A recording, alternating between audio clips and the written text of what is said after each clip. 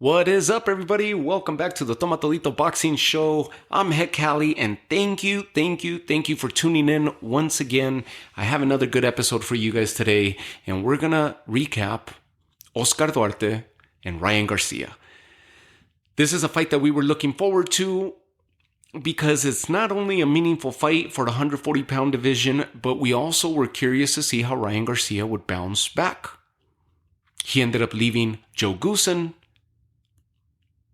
Prior to Joe Goossen, he was out with the Canelo team and Eddie Reynoso. He ended up having a fallout there, moving on to Goossen. Now he has a fallout with Joe and moves on to Derek James and the Errol Spence camp.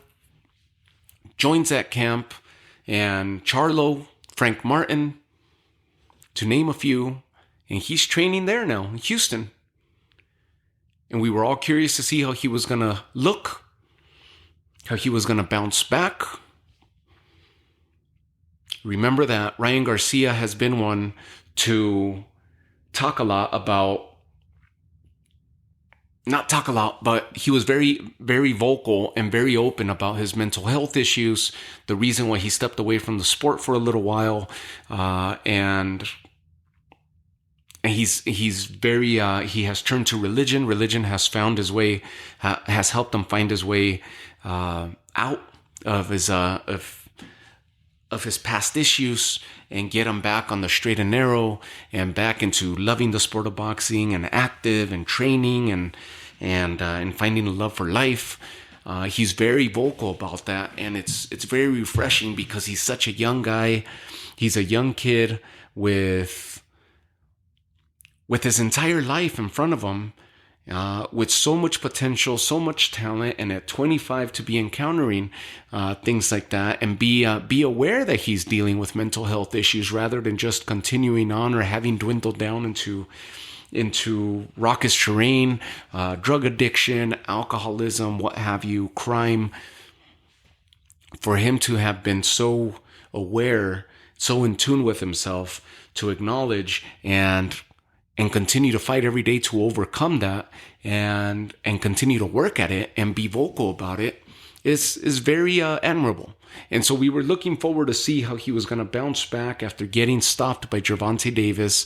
And he has displayed a lot of maturity.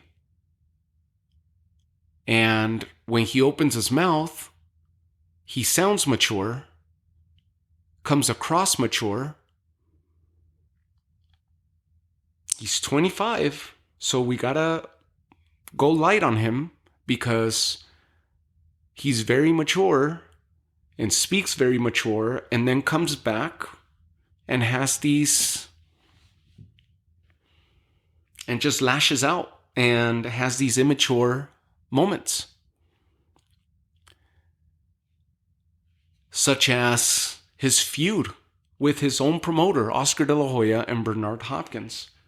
He praises him 1 minute and then lashes out at him and then accuses him of fixing for him to lose, picking Oscar Duarte as the next up-and-comer, not being there for him, picking Duarte to be the one to beat him and dethrone him because they're picking against him. They want him to lose. Accuses him of this and that, and of disloyalty, and you name it. Just go back and watch the whole lead up to this fight, and it was almost like if he was preparing to fight Oscar and Bernard rather than the focus being on his opponent. And then he has other interviews where he's very mature, very concise, and very careful with his words. And you're like, wow, this kid's in a good place. And then he goes to the press conference and just lashes out and starts with the accusations and the this and the that. And you see Oscar grimacing behind him, standing behind him, grimacing as he was on the microphone. And then you see Bernard Hopkins doing interviews, talking and this and that. And that's what we're going to talk about today, because he fought a flat-footed, strong-handed fighter. A Mexican fighter in Oscar Duarte who, yes, very flat-footed fighter who has fast hands, power in his hands, has been deemed a knockout artist leading up to this fight, but had a weak resume. So we've talked about this before in other episodes, where you have a fighter who's up and coming, but if they have such a weak resume, and they have talent on their side, they're talented and they're gifted fighters, they're gonna look like monsters. They're gonna look amazing when they're fighting lesser opposition. Seasoned opposition is different than lesser opposition. Older fighters, worn out fighters, the quote unquote taxi cab drivers, different than when you're fighting seasoned fighters. So this was a big test for Oscar Duarte, who was supposed to have a big show, a big showing by him, and in a big fight that was expected for him, his coming out party. And Ryan Garcia was very vocal about that, saying that Oscar De La Hoya and Bernard Hopkins, Golden Boy themselves, matched him up with Oscar Duarte because they wanted Duarte to be the new star. And they want to do away with Ryan Garcia, and they're picking fights for him to see him lose. And he even brought up the fight with Romero Duno, where they didn't believe Ryan Garcia was going to beat Romero Duno because all hands on deck for Romero Duno at that time. And then he knocks him out. And he's making himself the martyr, the victim. And that's where the immaturity shows for Ryan Garcia, when he makes claims like this and he behaves that way. If you remember, those of you that are older fans, if you remember and you recall back in the 90s, even the late 80s, the 80s, when I started paying attention to the sport as a youngin', you knew that when a fighter got stopped and then you saw him return and they were going to fight another heavy-handed or so-called knockout artist, you wanted to see that, because when your fighter that you're following, or a certain fighter, got stopped, you almost wanted him to go back. And if he didn't get a rematch, you wanted him to go fight against another knockout artist or heavy puncher to see how he would fare out, to see if he would overcome it. And it just happened to be the one fluke, or it just happened to be this one fighter who had his number, but he bounced back and proved that he belongs with the best because he faced another heavy puncher or power puncher. This is common knowledge. I mean, this is something that we would see our favorite fighters growing up do all the time. Challenge themselves. Get in there with whoever's next. Let's go. Oh, you're a power puncher? You're a knockout artist? Great. I'm going to show you that I'm better than you. I'm going to show you that I'm going to stop you. Let's go. Boom. Just proved it to you all. What do you got to say now? This is the guy that was supposed to stop me. Who's next? Get me that rematch. Get me the title. Get me... That's what we're accustomed to. Not they're picking me to lose. They picked this guy instead of picking a boxer because they want me to look bad. They want me to get knocked out. Holy crap, what is that about? Ryan Garcia, I'm a big fan of his, and then I'm not. And I'm a big fan of his, and then I'm not. I'm a big fan of his maturity. I'm a big fan of what he's done to date. He's got a good resume behind him. It was a good showing for him, and it was a bad showing for him. When we start talking about the fight here in a few seconds, I mean, there's a lot of stuff not to like about this new version of Ryan Garcia. But let's just look at what he's done. I mean, he beat Jason Velez early in his career. Romero Duno.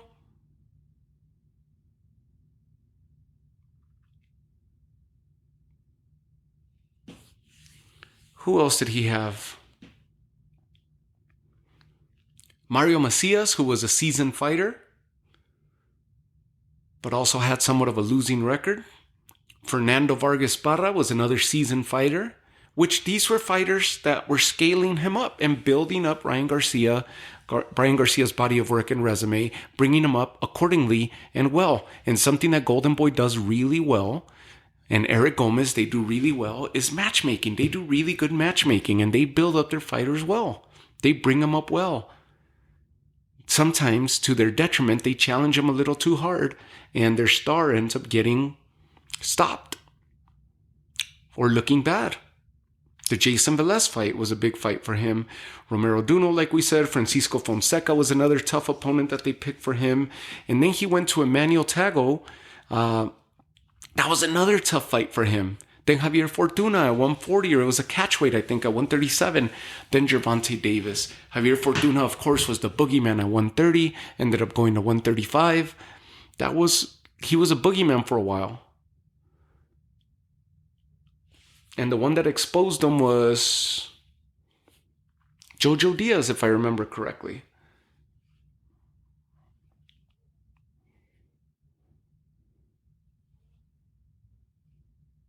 Yep, the Jojo Diaz fight was the one that he was the big boogeyman, and then the Jojo Diaz fight took place in the summer of 21, and that's the one that Jojo Diaz ended up. It was like a you pick 'em type fight, and it was an amazing fight between the two. Jojo Diaz came out victorious.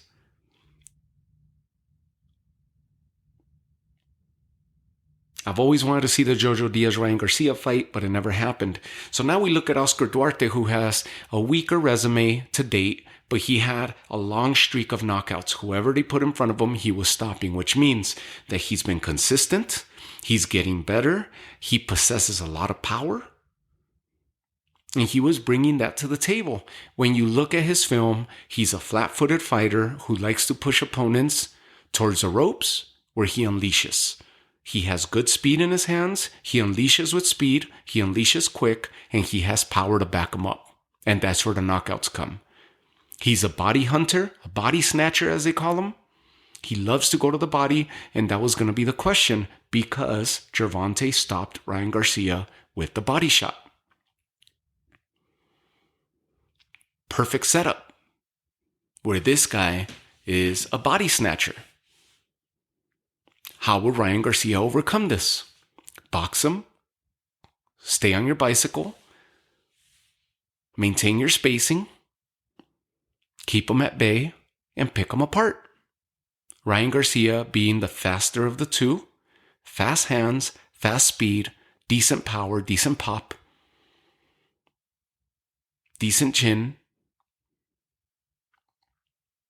better footwork. Obviously, great footwork between these two. And that's how the fight led. That's how the fight turned. Once Ryan Garcia set into his pace and his rhythm and his flow, he managed to dominate the fight.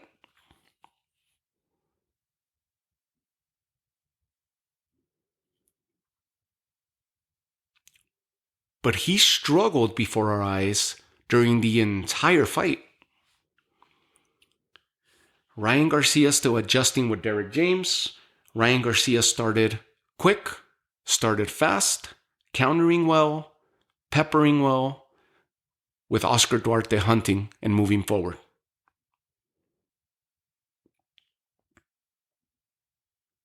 And then we saw the same. Oscar Duarte coming alive. Oscar Duarte landing some punches, hurting Ryan, which eventually ended up leading Ryan Garcia to get on his bicycle. Could Duarte have knocked him out? Maybe. And he hit him hard on numerous occasions. He hit him really hard. And Ryan Garcia took it. Ryan Garcia encountered adversity during this fight, and he spoke about it at the post-fight press conference. He spoke about it. He dealt with power. He encountered adversity and got on his bicycle in the latter part of the fight.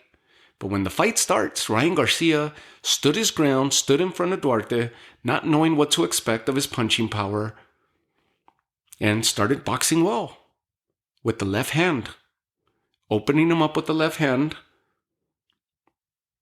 in order for his right hand to land. He landed multiple uppercuts throughout the fight.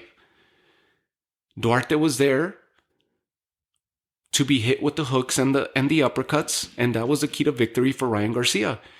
And Ryan executed well. Where he started facing adversity was that Oscar Duarte was not going away that easy. Good chin, solid body. He wasn't going away that easy. And it didn't seem like the punches were damaging Oscar Duarte that much. So Ryan Garcia had to try something different. To his detriment, because we start seeing Ryan Garcia shoulder roll. And in several occasions, nearly turn his back, completely turn his back to Oscar Duarte.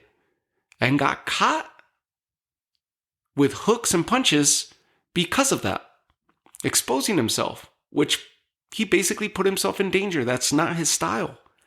Derek James ends up telling him to knock that off. The positive, Ryan Garcia overcame adversity. Ryan Garcia is coachable. Ryan Garcia listens and applies quick. His uppercut looked good. His hands look good. He's got decent power. And he ended up stopping Oscar Duarte.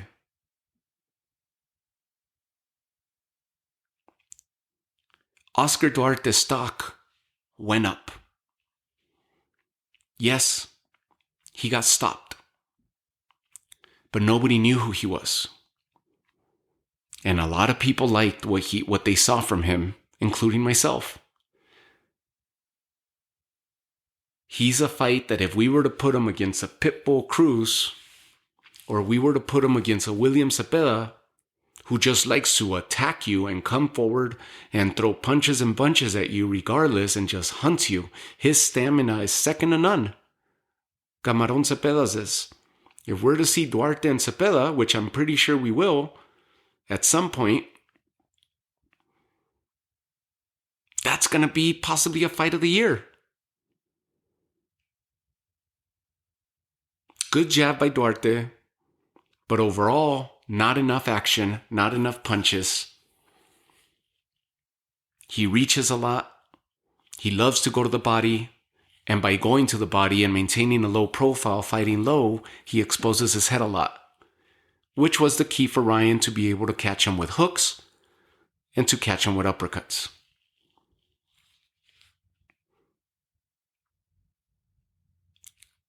Ryan went through several different phases throughout the fight. At some points, the crowd was booing because he got on his bicycle. But it was very smart by Ryan because he realized, and he talks about it in the post-fight press conference, he realized that he was getting hurt, that Duarte's hitting hard. Around the 7th, I believe, he got caught with, around the 6th or 7th, he gets caught with a pretty good body shot, which looked like it hurt Ryan.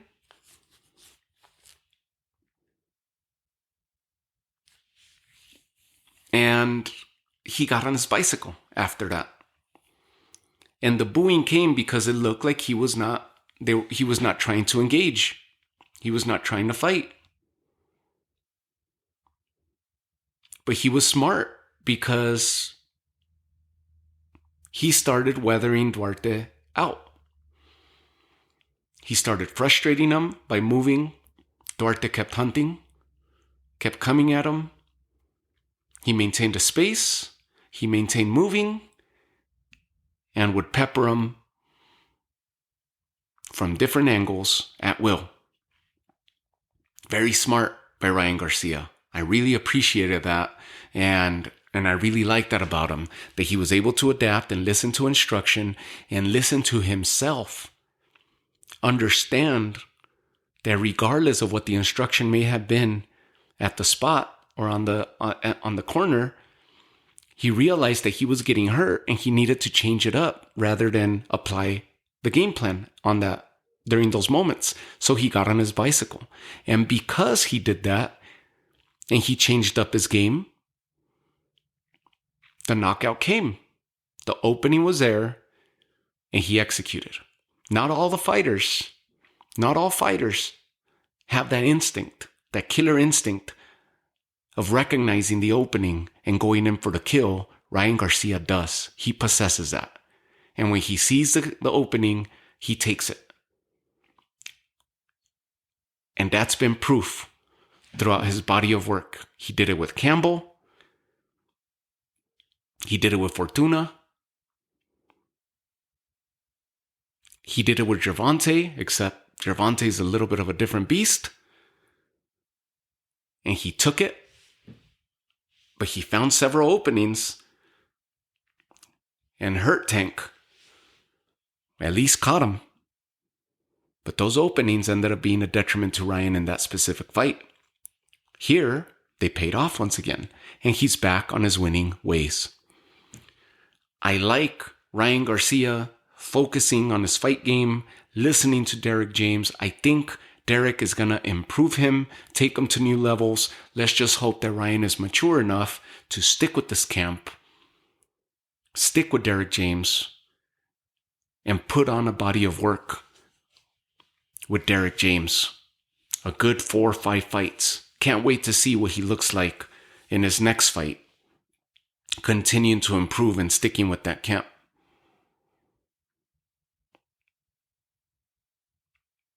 We saw him basically let go of all his past stylings that he had and habits that he had learned from past camps, from past instruction. And when Derek told him to buckle down, he did. I like the mature Ryan. I like the maturity that he's displaying, but I'm disliking the immaturity that he's displaying. Again, he's 25, so we gotta give him a little leeway because he's still growing up and coming into his own. But he talks mature, carries himself mature, and then all of a sudden he lashes out. He's got to focus on the business.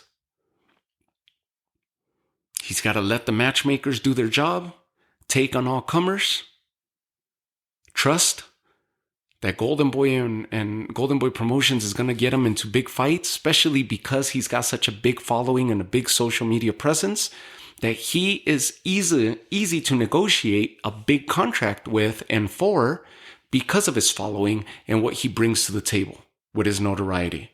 Plus, he's a decent boxer with fast hands and has prior experience with all the big names in the sport. With the Teofimos, with the Tanks, with Shakur, with Devin Haney, and many more. I always wanted to see Jojo and Ryan Garcia get into the ring. Maybe it'll happen, but Jojo seems like his career is dwindling down a little bit. We'll see if that pans out, if that ever plays out. That would be a favorite fight of mine, or at least a fan favorite type fight for me. Other than that, Ryan Garcia, look, Bernard Hopkins is right. He doesn't have a title, but he does have a big following. He's marketable. He's a good-looking kid with decent boxing who keeps improving every time. He's not elite, but he can pose a threat to anybody on any given day. He needs to get a title and become one of the main men and continue to perform just like he did with Oscar Duarte as the 8th round came to an end.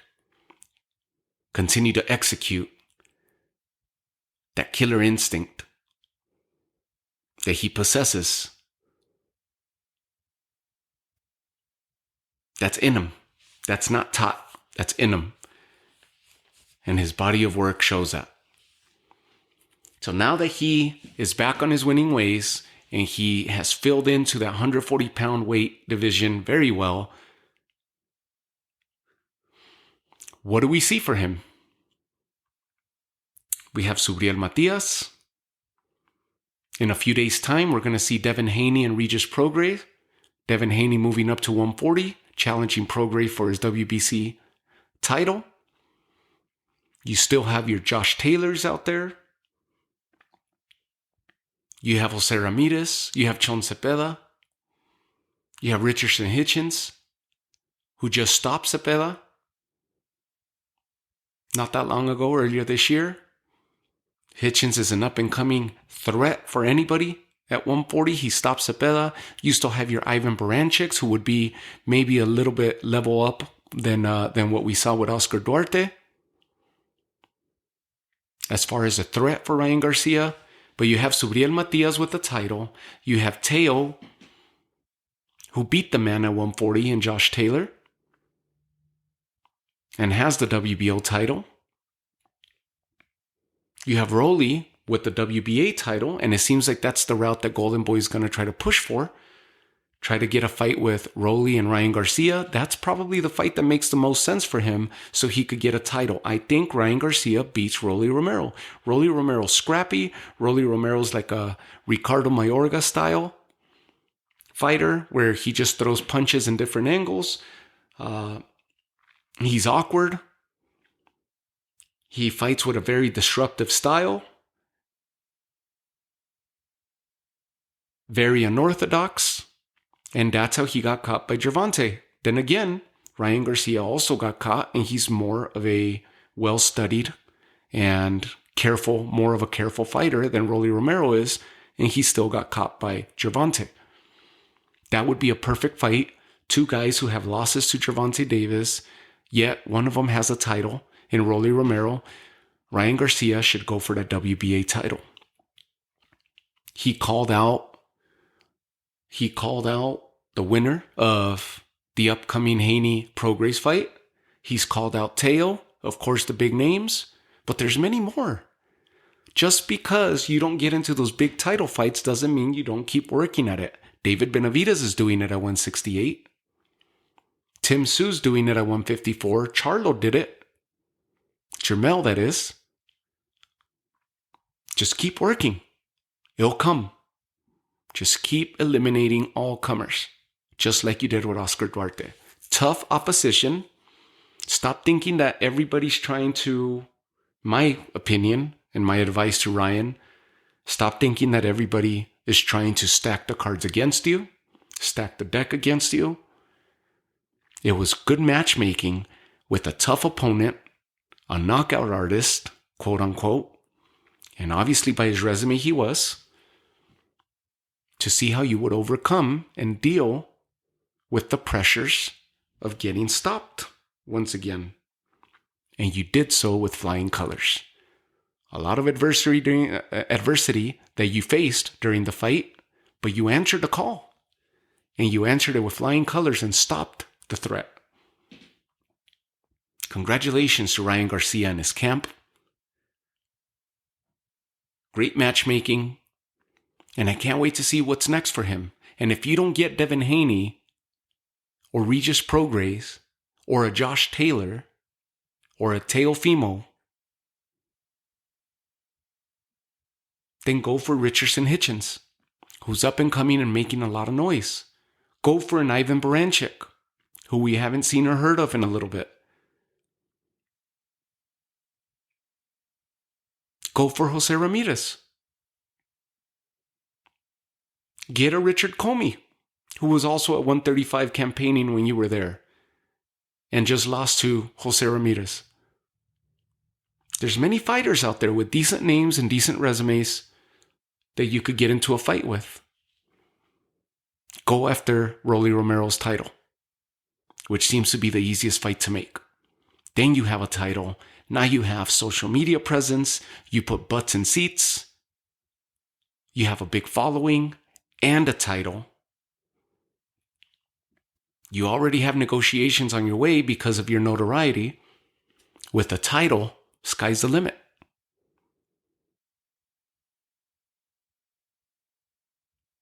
Many, many good fights. There's a Jack Catterall as well, who's trying to get that rematch with Josh Taylor. That would be a great fight. You grow your presence if you go to the UK and fight Jack Catterall over there.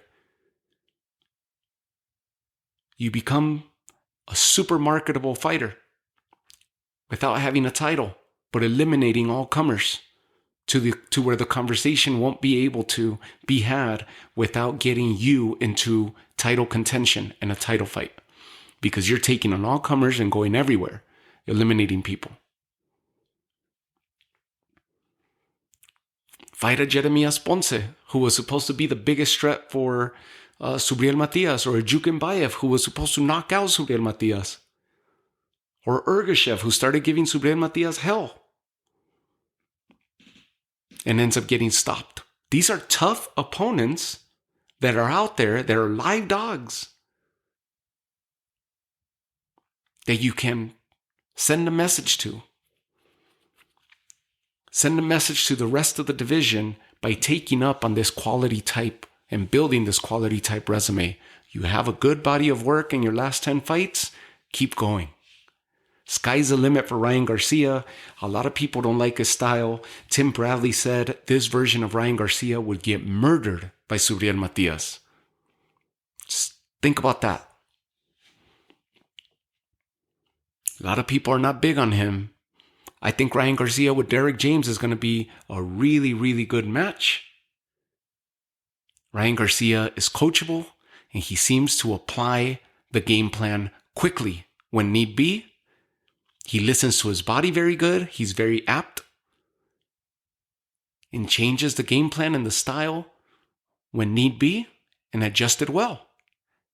And because of those adjustments and that understanding of the game, he came away with the knockout victory, found the opening, and the fact that he has that killer instinct that when he sees the opening, he goes in for it and goes after it. Not everybody has that.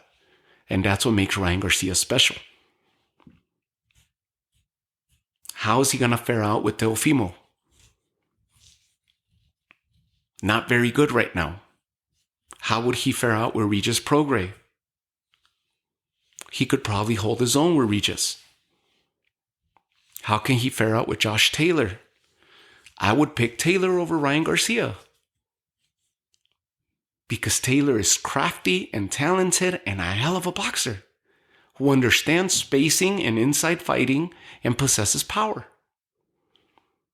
The athleticism of Teofimo and the fact that he lands from different angles and the awkwardness of Teofimo threw Taylor completely off his rocker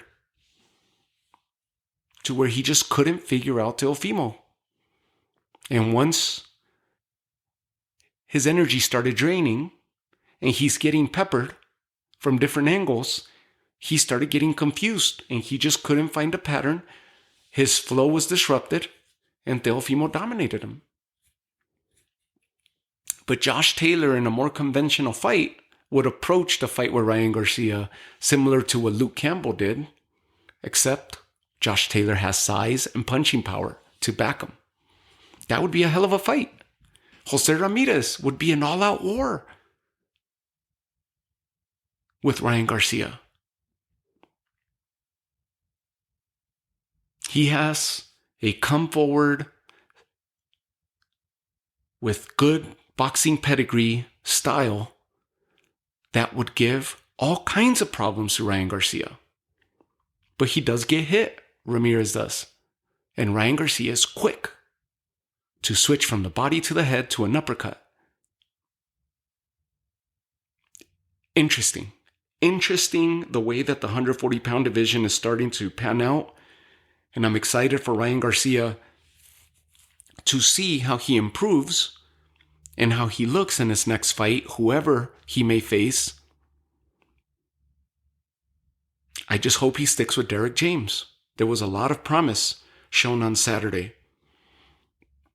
A lot of rust, a lot of kinks that we witnessed during the fight, but then eventually buckled down and got the victory and listened. 140-pound division is in a great spot, and it was dull for a long time, and it's in a great spot. So in a few days' time, the division continues to get shaken up. Subriel Matias defended his title on the undercard of Benavidez Andrade, and here we are with Ryan Garcia shaking up the division now, letting himself be announced as, hey, I'm also here and I'm coming for you guys. Rolly Romero has been out, but he has a title around his waist. Ismael Barroso was supposed to fight for an interim version of it, I think, or maybe he is slated to do so still. I haven't looked into that. And then we got Regis and Haney coming up in a few days, which if Haney wins, it's going to completely shake up and open up the 140-pound division because he's still the undisputed champ at 135.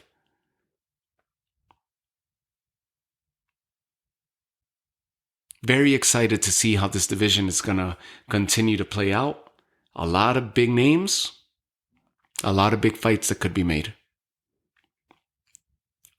Let's hope and keep our fingers crossed that Ryan Garcia continues to mature and continues to get better and improve, because the winners are going to be not just the fighters and the promotional companies and the TV networks, but us as the fans, the ones that love and support the sport. Whenever you have so much promise, combine their athleticism and talent with discipline, we end up getting amazing, amazing fights and witnessing greatness before our eyes. A lot of great performances have happened this year. A lot of great fights have happened this year. And I'm glad to see Ryan Garcia back on his winning ways. Congratulations to the Garcia camp. Congratulations to the Oscar Duarte camp, because yes, he got stopped, but his performance and this fight alone, co-headlining with Ryan Garcia as a relatively unknown fighter, has now put him up there for all the other promoters to utilize him to challenge their up-and-coming fighters, including Golden Boy. I'm sure has very big plans for Duarte, and they're going to get him into some other big fights. He's a spoiler. He's going to be a spoiler, and don't be surprised if he spoils some big fights and gets himself into another main event or title contention pretty soon, because he possesses that much power. Him and Suriel Matias would be an amazing fight as well. He possesses that much power. Congratulations to him and his team as well. Can't wait to see where his career goes. Well, I'll leave you guys with this. And thank you guys again for letting me accompany you, whether you were out running or walking or on your way home, on your way to work, or just hanging out, chilling, having a beer. Thank you. Thank you for bringing me into your homes, and for continuing to follow the show, and for continuing to share and tell your friends and relatives and your favorite boxing enthusiasts that you love to argue with and converse with about the show. Thank you for sharing it and for helping me continue growing the show. The Toma Todito Boxing Show is out. I'm Het Cali, yours truly. Have yourselves a great night.